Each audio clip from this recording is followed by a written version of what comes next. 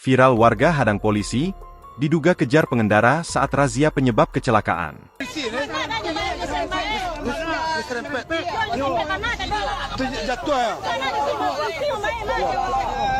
Viral warga rusuh diduga akibat razia yang dilaksanakan oleh pihak kepolisian menyebabkan kecelakaan.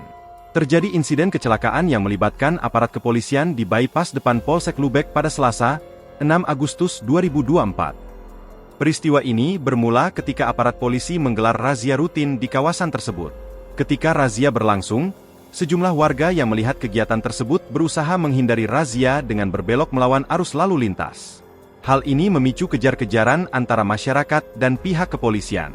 Dalam situasi yang tegang ini, seorang anggota polisi terlibat dalam kecelakaan yang mengakibatkan tabrakan dengan salah satu warga. Korban dari insiden tersebut segera dilarikan ke klinik Tiara Bunda Pampangan untuk mendapatkan perawatan medis. Dalam video yang beredar, warga rusuh diduga akibat razia yang dilaksanakan oleh pihak kepolisian menyebabkan kecelakaan. Pihak kepolisian setempat masih melakukan penyelidikan lebih lanjut terkait insiden ini untuk mengklarifikasi detail kejadian dan menentukan langkah-langkah selanjutnya. Hingga berita ini dibuat belum diketahui secara jelas kronologi lengkap dari peristiwa tersebut. Nah, ini polisinya. Nah, ini polisi.